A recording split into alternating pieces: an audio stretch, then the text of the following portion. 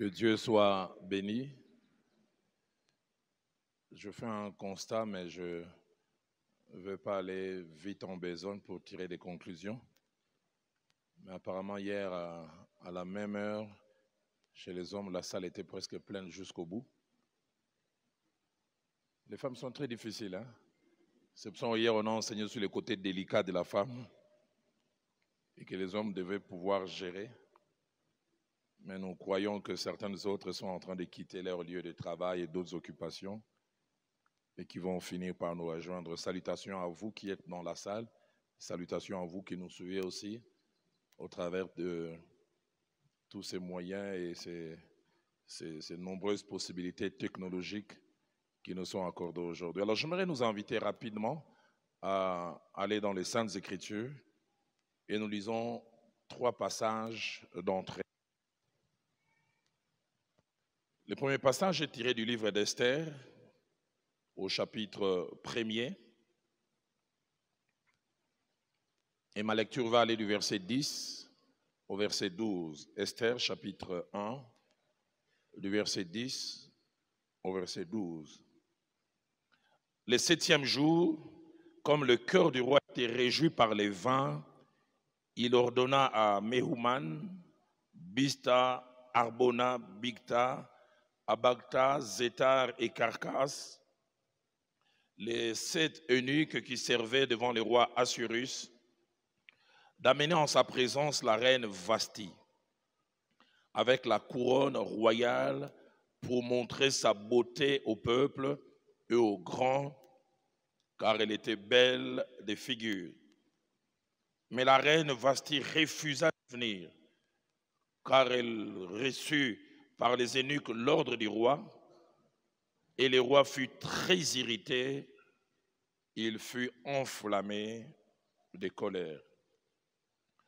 Lisons Proverbes au chapitre 21, et nous lirons 2 versets, les versets 9, puis les versets 19.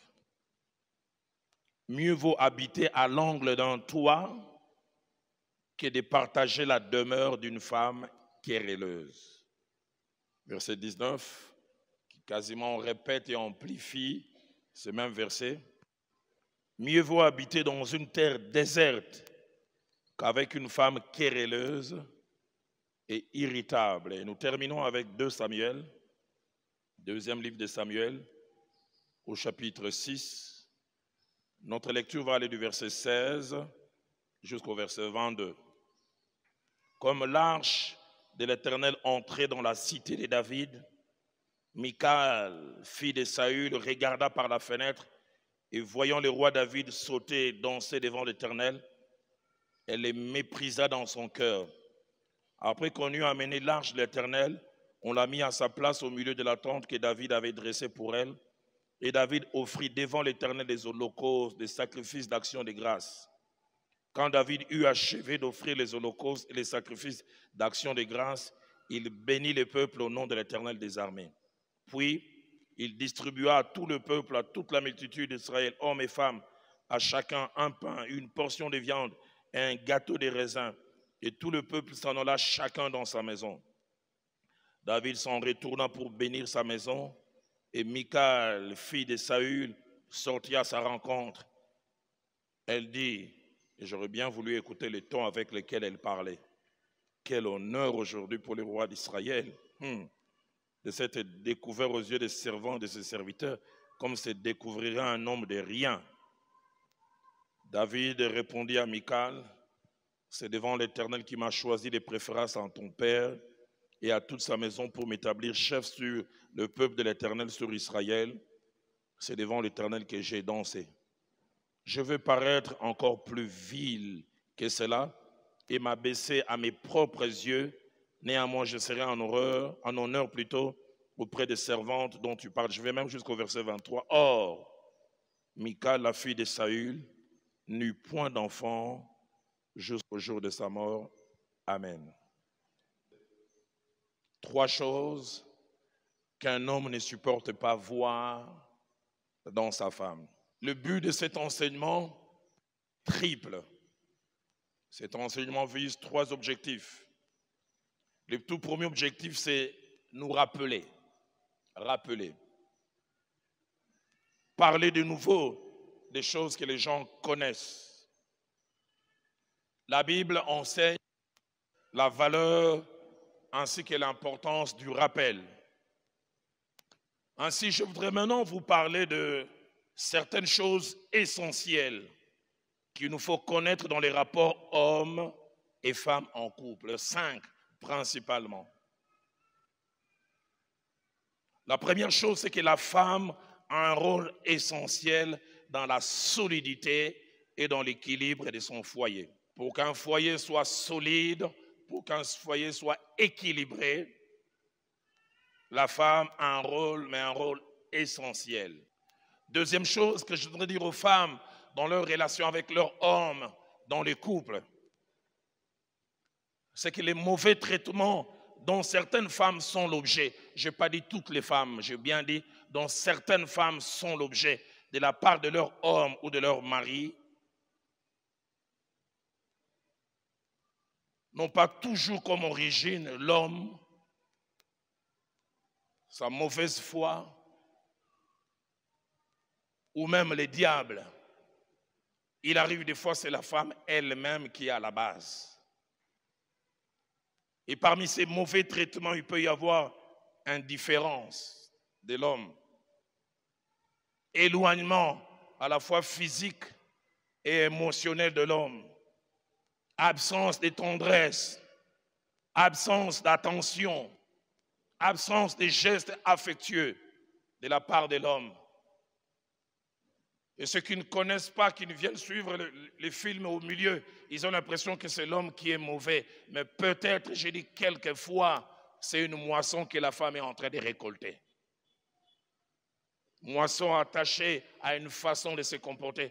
Galates au chapitre 6, verset 7, verset 8, il dit, ne nous y trompons pas.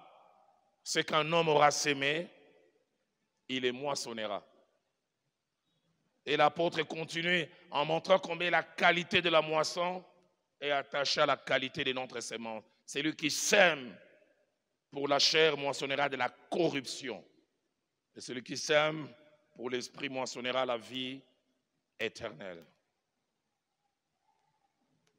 Troisième chose, dans la relation homme et femme dans les couples, c'est que la plupart des fois que les diables entrent dans un foyer et corrompt les climats,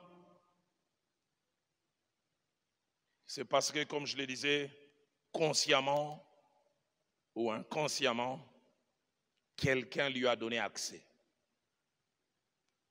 Quelqu'un lui a ouvert la porte.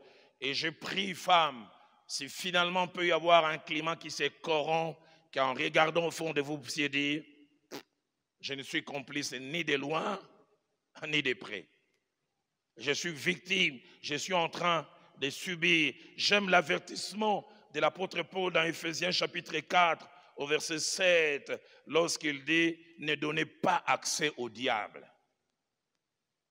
Ne donnez pas accès au diable. Combien de fois certaines choses nous faisons, et c'est nous-mêmes qui invitons les diables dans notre maison, et quand il vient s'installer, il fait son sale travail de...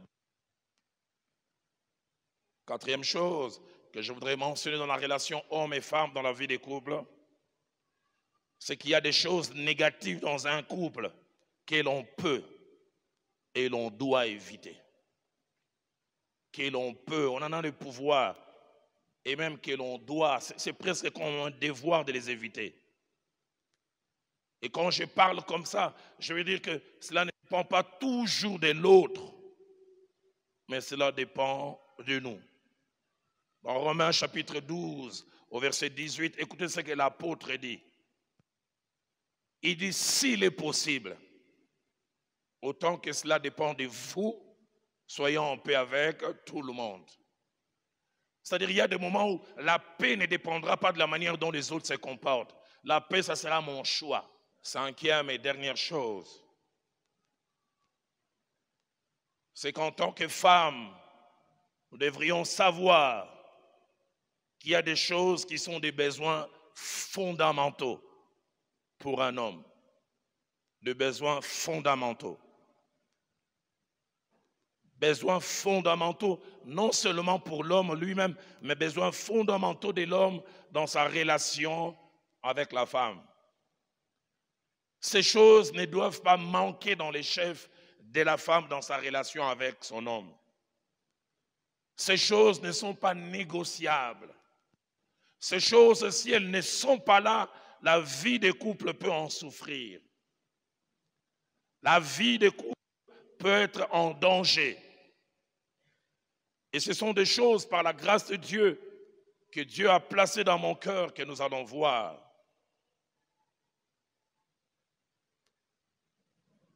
Et parmi ces choses, il y a des choses qu'un homme ne supporte pas de voir la présence. Moi-même, je suis un homme dans le mariage, 57 ans de vie, 29 ans de vie de couple au octobre prochain et 30 ans l'année prochaine. Dans le ministère depuis plus de 33 ans. Dans le ministère pastoral, ça fait bientôt 31 années. Et ce sont des choses que je connais en lisant la parole de Dieu, en l'étudiant, moi-même dans la vie des couples, mais dans les échanges avec les hommes. Il y a des choses qu'un homme ne supporte pas. Il peut supporter une femme peut-être désordonnée, mais il y a des choses qu'il ne supporterait pas. Et parmi ces choses, la première qu'un homme ne supporte pas, c'est une femme qui les contrarie. Lorsqu'on parle de contrarier, cela cache trois idées. La première, c'est s'opposer à quelqu'un, à ses opinions, à sa façon de faire et à sa façon d'être, mais en public dans le but de l'abaisser. Les hommes, tels que créés par Dieu, ne supportent pas ça. Deuxièmement, lorsque nous parlons de contrarier, c'est abaisser quelqu'un en l'humiliant et en touchant son amour propre, mais en public. Et les hommes, dont je suis un peu l'ambassadeur, ne supportent pas ça. Troisièmement, lorsque nous parlons de contrarier, c'est causer à quelqu'un du mécontentement, de la honte, mais en public, en s'opposant à lui de la mauvaise manière. Femmes, je voudrais vous rappeler ces 6 petites vérités concernant l'homme. La première vérité, c'est que dans l'ordre que Dieu a établi, Dieu a fait de l'homme et l'a placé comme étant le chef dans les foyers.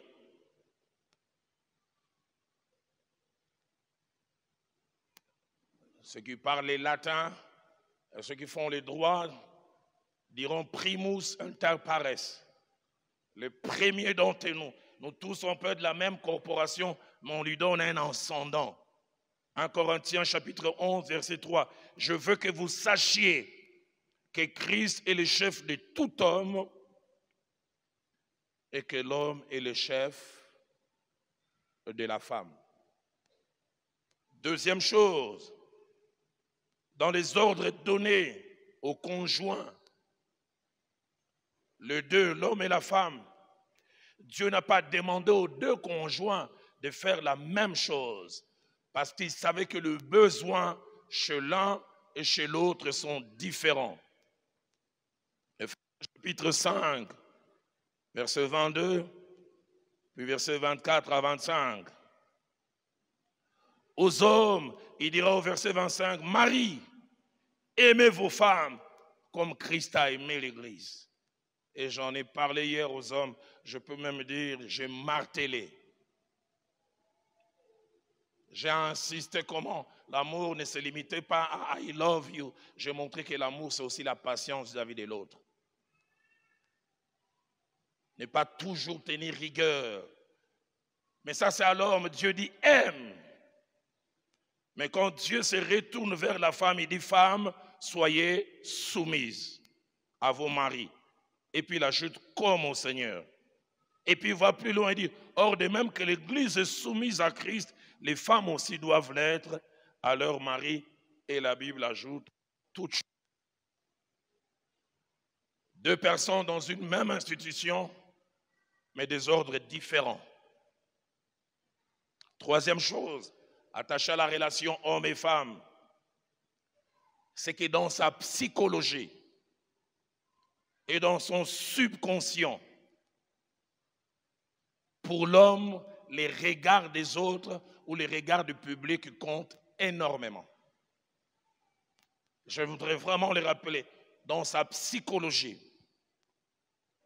et dans son subconscient, pour l'homme, les regards des autres, pour lui, comptent énormément.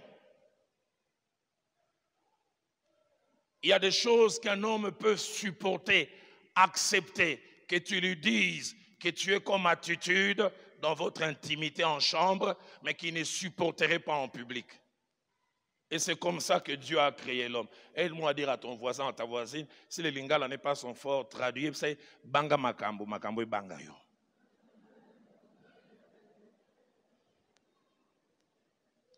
Quatrième chose que je voudrais dire aux femmes dans leur relation avec les hommes. Femmes, malgré la crainte de Dieu de l'homme et malgré son amour pour Dieu, il est dangereux d'amener un homme à un point de non-retour. L'un des endroits les plus sûrs et les meilleurs pour un homme, c'est chez lui à la maison. Mais quand un homme commence à vivre certaines choses, surtout de celles qui étaient censées lui apporter du bonheur, cet homme a tendance à vouloir traîner dehors. Et dehors n'est pas le meilleur endroit pour laisser un homme. J'aimerais que vous sachiez, comme au Parlement, vous avez beaucoup de suppléantes prêtes à vous remplacer. Cinquième et dernière chose, c'est que l'un des états les plus pitoyables dans un couple, c'est lorsque le mari commence à rester avec sa femme seulement à cause du Seigneur.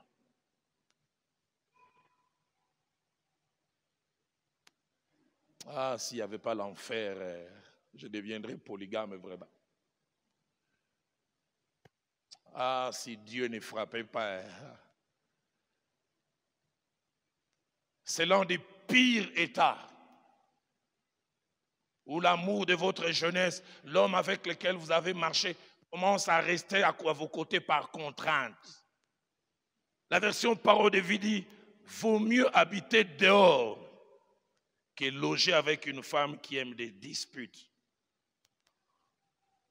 Je disais aux hommes hier, il y a quelques années, une femme est venue accuser son mari. Elle avait un œil gonflé de bleu. Il dit, pasteur, appelle mon mari. Il est plus boxeur que celui qui apporte des caresses. Et j'ai dit aux frères, j'ai donné des conseils. Les frères, quand j'ai parlé, ne faisaient que bouger les jambes. Et ils regardaient en l'air comme Mouzé Kabila dans Utenika.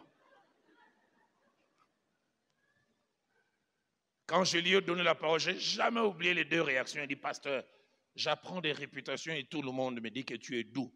Mais même toi, si on te donnait cette femme, tu vas la tabasser. Et il ne s'arrête pas là, il dit, même Jésus, s'il avait épousé ma femme, il tabasserait. Et le monsieur finit de parler, écoutez la femme. Et le mari dit, pasteur, au monde, tu vois ces choses. Moi-même, j'ai regardé, j'ai dit, cet homme n'a pas tellement tort.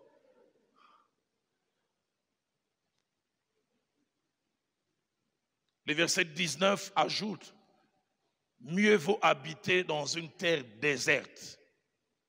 Et vous savez, le désert n'est jamais fait de climat équilibré. Dans le désert, les jours, il fait très chaud et la nuit, il fait très froid. Mais la Bible dit, mieux vaut être là-bas, malgré les climats yo-yo, que d'habiter avec une femme querelleuse et irritable. J'aimerais que tu dises à ta voisine, moi je ne suis pas querelleuse et irritable et toi je ne sais pas.